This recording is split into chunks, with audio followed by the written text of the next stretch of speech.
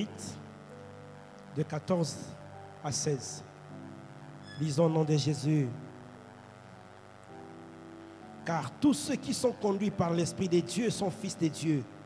Et vous n'avez point reçu un esprit de servitude pour être encore dans la crainte. Mais vous avez reçu un esprit d'adoption par lequel nous crions Abba Père. L'Esprit lui-même rend témoignage à notre esprit que nous sommes enfants de Dieu. Acclamons la parole du Seigneur. Acclame très fort à l'honneur de ce grand roi. Celui qui est ton sauveur a le droit de recevoir tes acclamations, dignes de ses œuvres, dignes de ses actes, dignes de son amour. Gloire au Seigneur.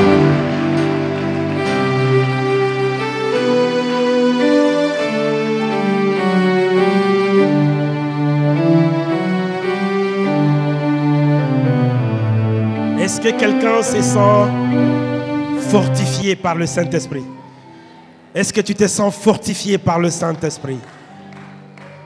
Est-ce que tu as été visité par l'Esprit de Dieu?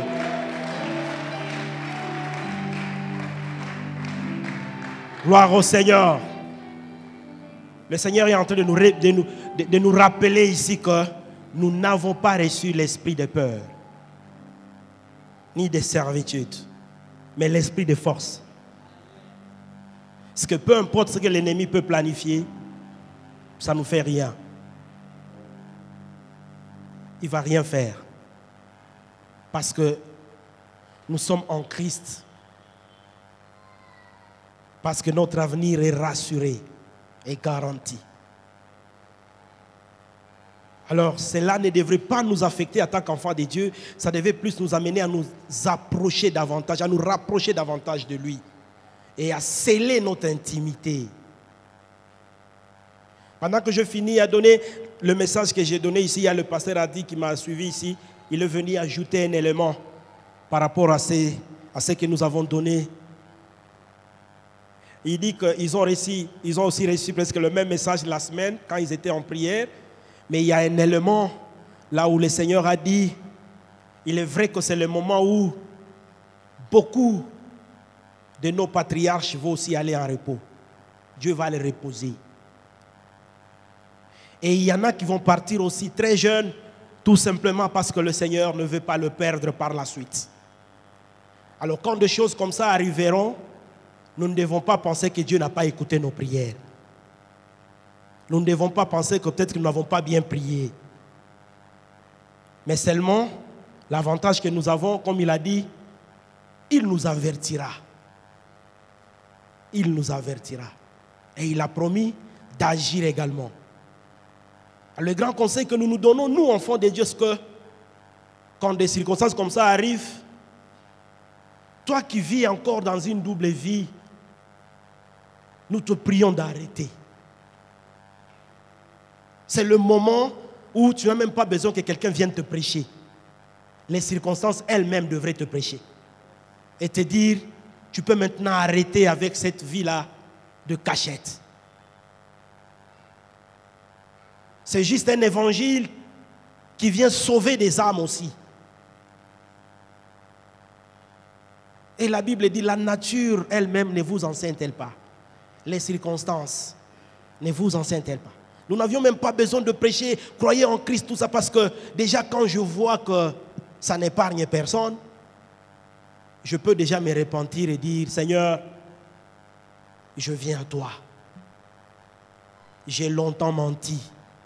Maintenant, je me décide. Si tu avais le mari d'autrui, arrête. Arrête. Si tu sais que tu vis dans une vie qui n'est pas bien, écoutez, tu te mets toi-même à l'abri de la grâce de Dieu et le plan de l'ennemi ne va pas te rater. Je n'ai pas l'intention de t'intimider, de te faire peur.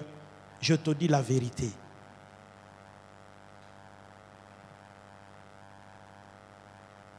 Les tièdes n'auront pas beaucoup de chance. Les tièdes n'auront pas beaucoup de chance. Et que le Seigneur nous aide. Ce n'est pas facile, mais par le Saint-Esprit, nous le pouvons. Nous le pouvons.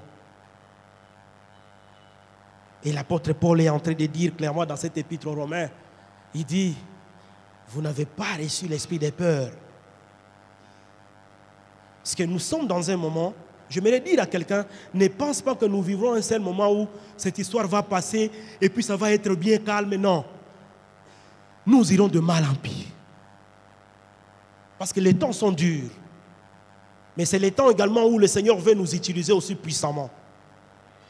C'est le moment où le Seigneur veut maintenant déverser de son esprit sur les créatures.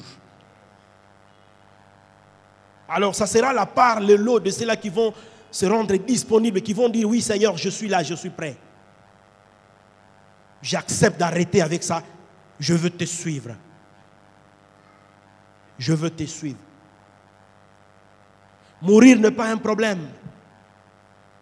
Mais comment l'on est mort? Dans quelles conditions? C'est ça le problème. Nous sommes tous appelés à mourir un jour.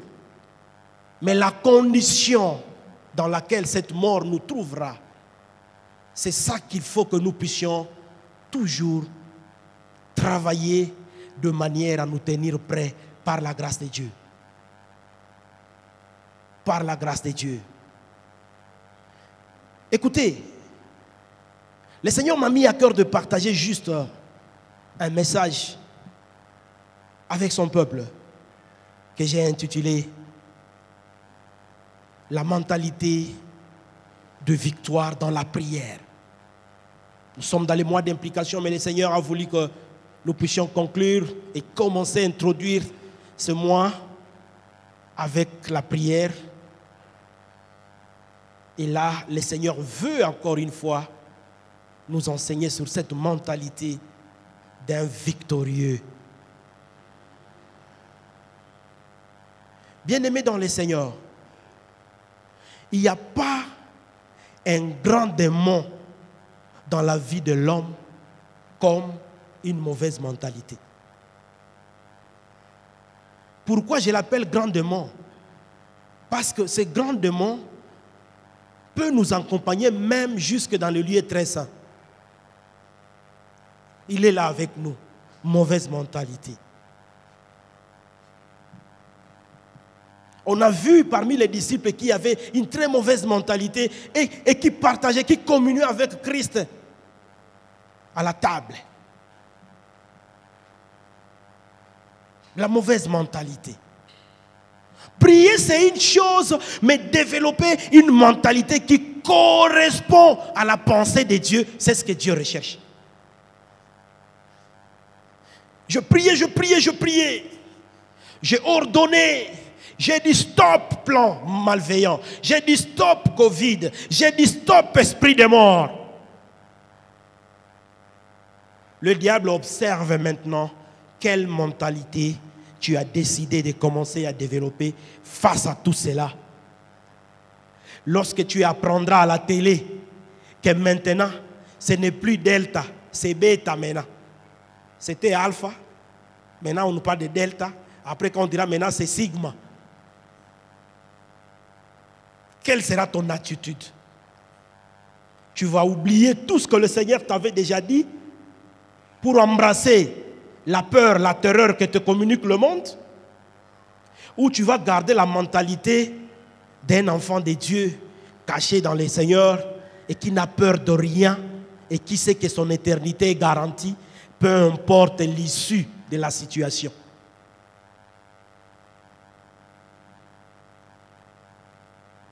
La mentalité. Nous avons dit que la foi, c'est une mentalité qui se vérifie devant les épreuves. C'est devant les épreuves. Lorsque je vois mon père partir, pendant que j'ai beaucoup prié, pendant que j'ai imploré, je garde quelle mentalité? Je rétrograde ou je fonce avec Dieu? Ou je vais développer d'autres idées? Parce qu'on a dit que la mentalité, c'est l'ensemble des manières d'agir, de penser, de juger de quelqu'un. Notre façon d'agir, de penser, devant les épreuves, les circonstances, c'est ce qui détermine notre victoire. Notre victoire. Pendant ces moments, l'ennemi n'a pas besoin d'autre chose chez toi. Ne pense pas que l'ennemi est venu parce qu'il a vu ton compte en banque. Il n'a rien à faire avec. Ne pense pas que l'ennemi est venu parce qu'il t'a vu vouloir conclure ton mariage. Il n'a rien à faire avec. Ne pense pas que l'ennemi est venu parce qu'il voit déjà combien Dieu veut te bénir le lendemain. Il se fiche de ses bénédictions. Mais ça, c'est un combat de foi. L'ennemi attaque notre foi. Là où il y aura beaucoup d'offres et de sollicitations. Comme quoi, c'est une manière d'échapper à cette calamité. Et si tu n'as pas la révélation de Dieu, ça sera tellement beau que tu ne vas pas hésiter d'embrasser cette voie. Ça sera tellement convaincant que tu diras, logiquement parlant, c'est ça. Parce qu'il n'y a pas de révélation. La Bible dit, un peuple sans révélation, c'est un peuple sans frein. Donc, quand il part, c'est sans frein. Il est là, il revient là-bas, il se cogne, il rentre là-bas, il se cogne. Il n'y a pas de frein, il n'y a pas de contrôle. Il n'y a pas de contrôle.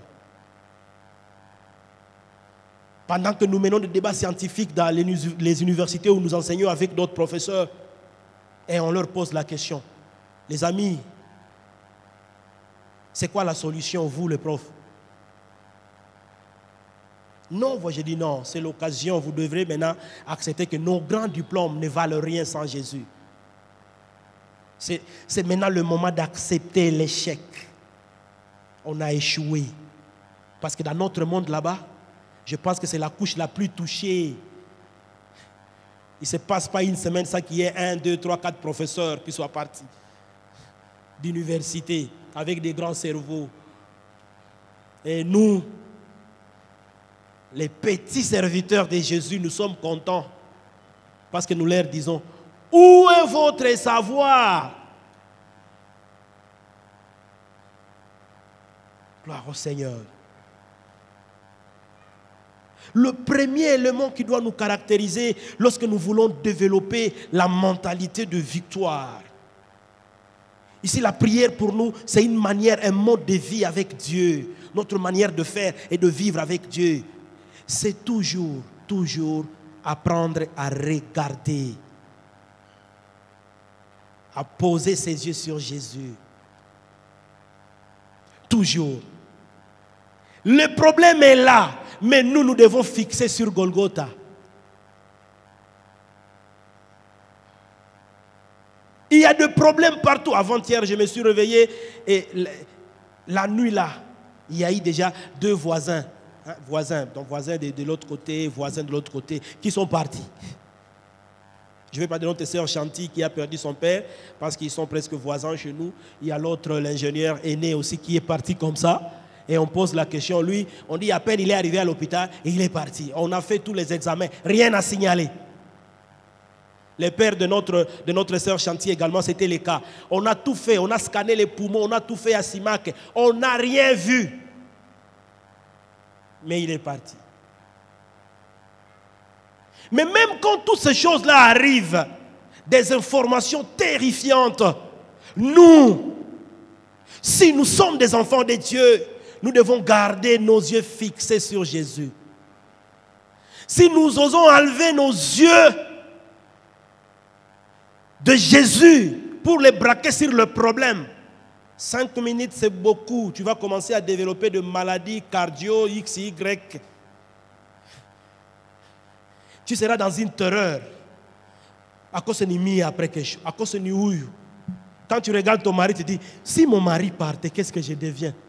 Si tu regardes ta femme, tu dis, cette femme, si elle partait, qu'est-ce que nous devenons?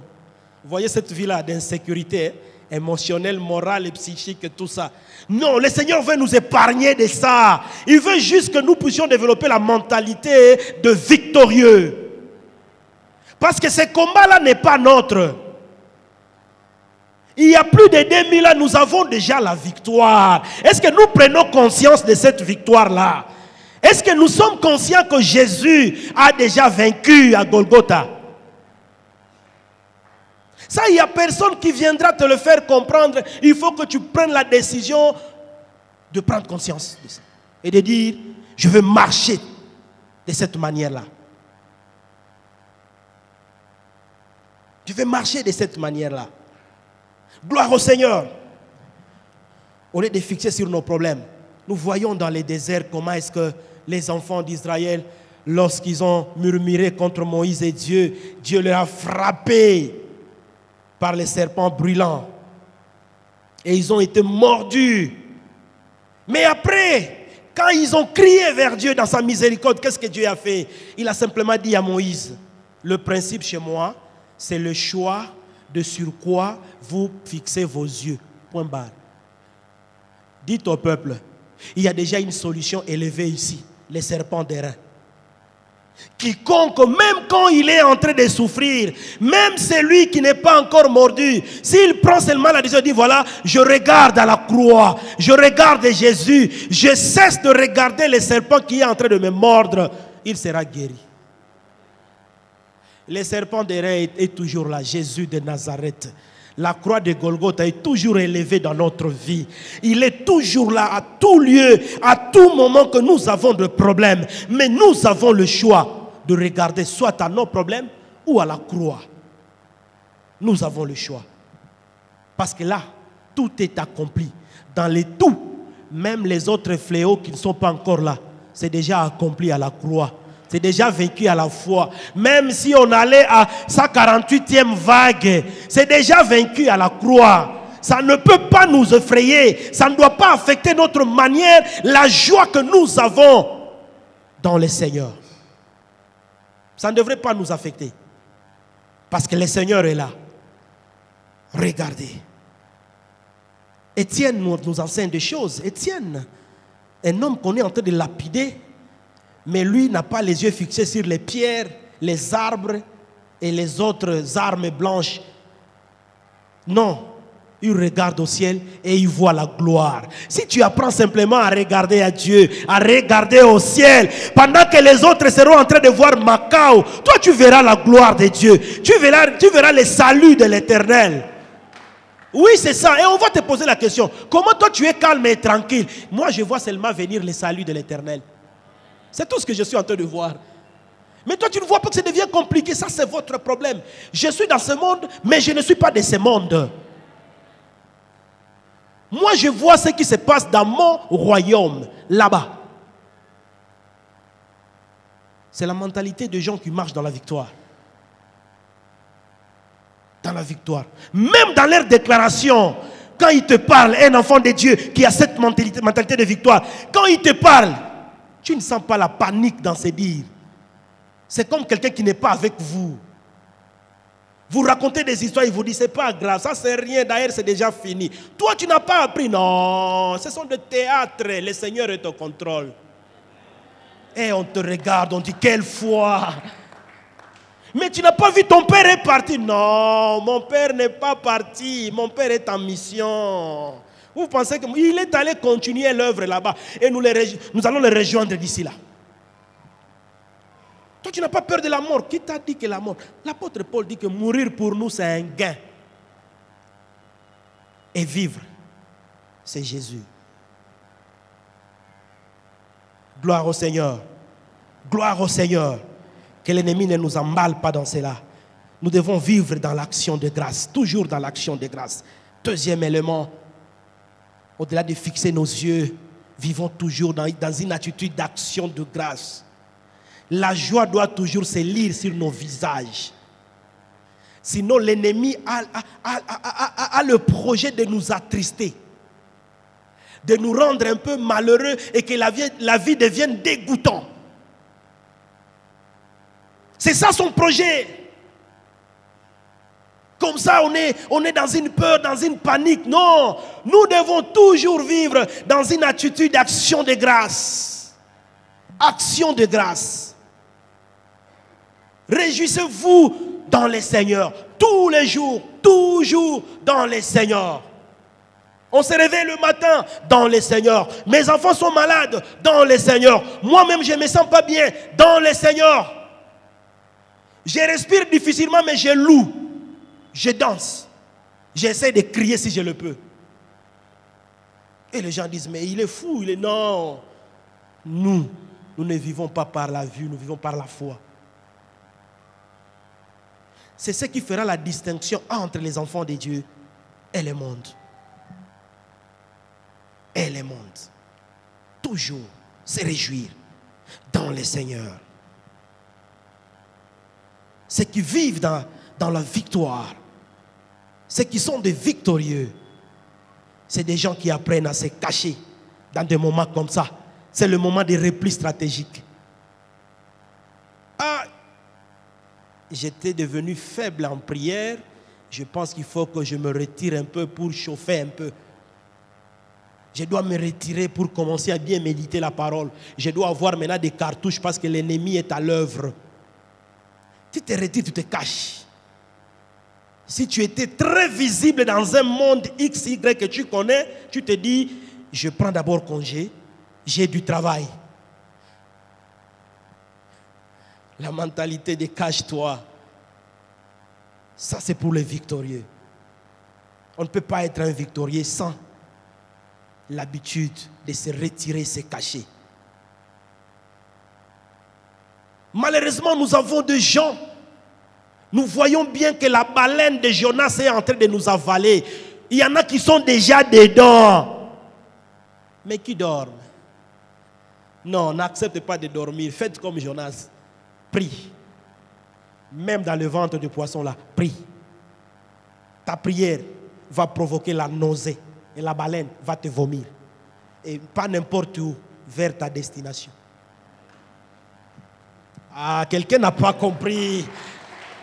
Lorsque ta prière dérange les géants de ta famille, les géants de pauvreté, la baleine de ta coutume, lorsque ta prière provoque la nausée, le géant est obligé de te vomir. Et lorsqu'il te vomit, il te vomit vers les désirs de ton cœur. Les grands combats que l'Église doit avoir, ou la grande mission que nous, un jour, nous devons avoir, ce n'est pas d'avoir assez de membres. Nous sommes encore à 1000, pas encore. Il faut qu'on ait 5000 membres. Ce n'est pas ça notre grande mission. Notre grande mission, c'est de renverser les forteresses qu'il y a dans cette ville ici. C'est de renverser les géants qu'il y a dans cette ville ici. Ce sont des missions, des projets accessoires auxquels nous nous attachons trop. Construisons pour 40 000 membres. Ça ne fait rien aussi longtemps que les divinités sont encore là, les géants sont encore là, et ils peuvent décider le matin et allumer les volcans. Ils peuvent décider et tuer les gens. Ils peuvent décider, non, ils doivent savoir qu'il y a un autre géant, Jésus, qui s'est levé à partir de l'église un jour nouveau, et donc le combat est devenu farouche. Faisons très attention parce que nous avons maintenant un David qui s'élève. Sinon, pendant 39 jours, Goliath est capable de se réveiller chaque matin. Il vous insulte et il rentre. Pendant 39 jours. Et vous, vous êtes là, le peuple. Personne ne peut le combattre. Personne ne peut le combattre. Dieu vit le tout. Les scientifiques ont dit. Les gens sont en train de dire. Et c'est comme ça même aux États-Unis. Ça, c'est la mentalité de l'armée de Saül. Du roi Saül. Ils étaient là. Et la Bible dit, tous les jours, ils venaient les insulter. Donnez-moi quelqu'un, vous les idiots. Pendant 39 jours. Et il disait, il est combattant depuis qu'il est petit enfant. Et nous voulons verser dans cette mentalité de l'armée de Saül. Non, notre mentalité, c'est la mentalité de David. C'est la mentalité de David. Non, c'est la mentalité de David. On doit se lever, se poser la question. Ça devient quoi? Ça devient quoi? Vous savez, bien aimé, dans tout ce qu'on doit gagner dans la vie, les premiers combats se passent ici. Je ne vais pas dire comme l'autre dans les tibias. Tout se passe ici. Tout se passe ici. David avait une autre mentalité différente de tous les autres. Il était le seul différent. Il arrive, c'était la première fois et la dernière fois pour Goliath.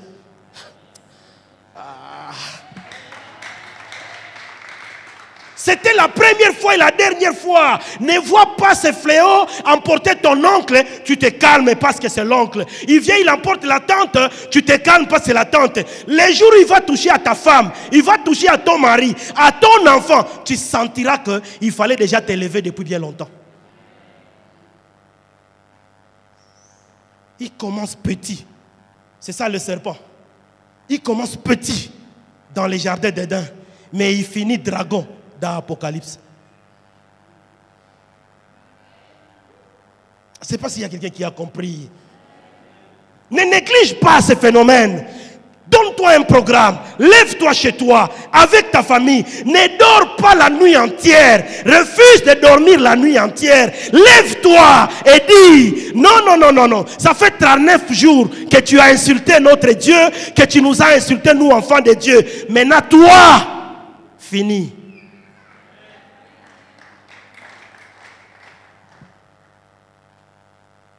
Mais ça, c'est dans ta cachette que tu dois tirer cette force-là. C'est dans ta cachette que cette force-là te viendra. Et ta cachette n'est rien d'autre que la présence de Dieu. C'est seulement la présence de Dieu. C'est seulement la présence de Dieu. C'est le moment, même si tu étais contre Dieu, c'est le moment de l'aimer. Même si tu es athée, tout au bout, tu vas faire quoi? Gloire au Seigneur. Gloire au Seigneur. Terminons par cette mentalité des grands rendez-vous. Les victorieux ont toujours la mentalité des grands rendez-vous. Ils savent identifier de grands rendez-vous.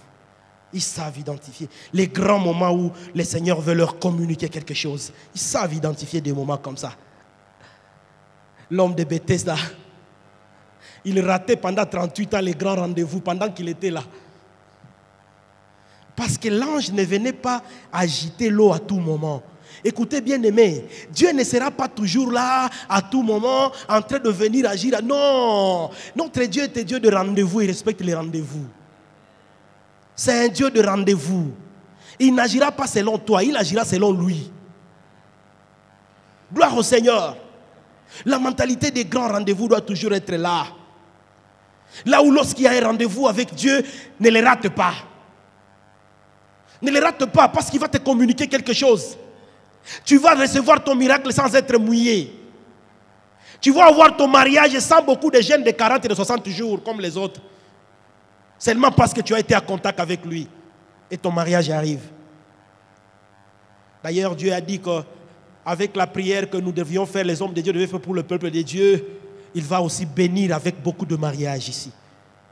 Il va bénir avec beaucoup de naissances. Et aussi, nous allons baptiser beaucoup de gens si nous tenons ferme à ce qu'il nous demande. On manquera où mettre les gens. Mais soyons une armée qui va se lever contre pour sauver la ville, pour sauver la province, pour sauver le pays. Le réveil peut partir d'ici, peut partir de nous pour embraser le monde entier. Ne nous sous-estimons pas. Celui qui prend conscience, celui-là a le privilège d'être utilisé par Dieu. C'est tout. Si seulement tu prends conscience, tu comprends. Dieu t'utilise. Gloire au Seigneur. Est-ce que nous comprenons que Dieu attend de nous des gens qui réfléchissent autrement? Autrement. Autrement. Et nous allons prier que le Seigneur ne nous amène pas à commencer à enterrer les nôtres. Non. Nous allons prier qu'il nous aide. Mourir rassasié des jours, c'est parmi les promesses que le Seigneur nous a données. Rassasié des jours.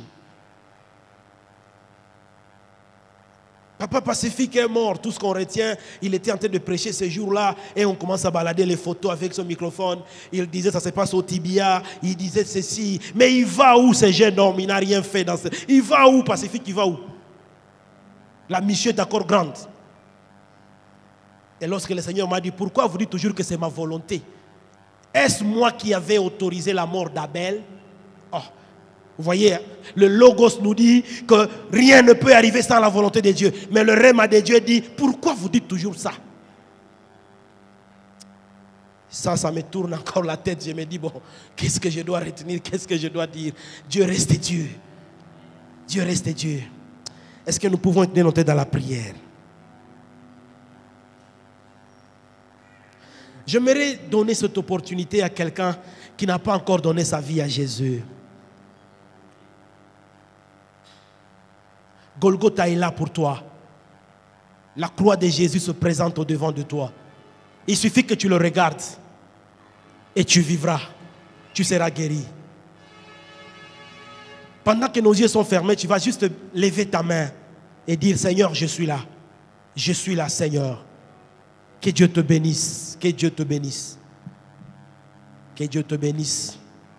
Que Dieu te bénisse. C'est une très belle occasion pour vous qui venez de prendre conscience de cela. Nous allons également demander à tous ceux-là qui ont besoin que l'Esprit de Dieu change leur mentalité, qu'ils commencent à se comporter comme de véritables victorieux. Nous disons toujours que la prière, c'est une arme. La prière, c'est une puissance. Mais nous-mêmes, consciencieusement, nous ne comprenons rien de la prière. Et c'est comme ça que les effets sont quasi inexistants. Mais le Seigneur a besoin que nous prenions conscience. Lève ta main, nous allons prier pour toi aussi. Nous allons prier afin que le Seigneur change ta mentalité. Il change ta façon de voir, ta façon de faire. Nous allons répéter cette prière pour ceux-là qui ont donné leur vie à Christ. Et puis nous allons prier pour le reste. Répétons tous ensemble. Seigneur Jésus, je viens à toi. Je suis ton enfant. J'ai été égaré dans le monde. L'ennemi m'a trompé. Je marchais à la contre de ta volonté. Maintenant, j'accepte mes péchés. J'accepte mes offenses. J'accepte ma faute. Je viens te demander pardon. Je refuse Satan et ses offres. Je refuse et je renonce au monde. Je renonce également au dictat de la chair. Je veux devenir ton enfant. Inscris mon nom dans le livre de vie. Et donne-moi encore ton Esprit Saint pour me conduire et me guider au nom de Jésus. Père éternel, nous prions pour tous ceux-là qui ont besoin encore que tu puisses renouveler leur mentalité. Tu as dit dans ta parole que nous soyons toujours renouvelés par l'intelligence. Ô éternel Dieu de grâce, nous voulons que ton Esprit Saint nous aide à voir des choses comme toi tu le vois. Nous prions, éternel, que tu nous aides à avoir un regard prophétique sur les événements, sur la vie, sur notre avenir. Donne-nous tes yeux. Donne-nous, éternel, tes pensées. Même si tu as dit que tes pensées ne sont pas les nôtres. Mais lorsque nous faisons nos désirs les siens, tu nous donnes ce que notre cœur désire. Merci, éternel.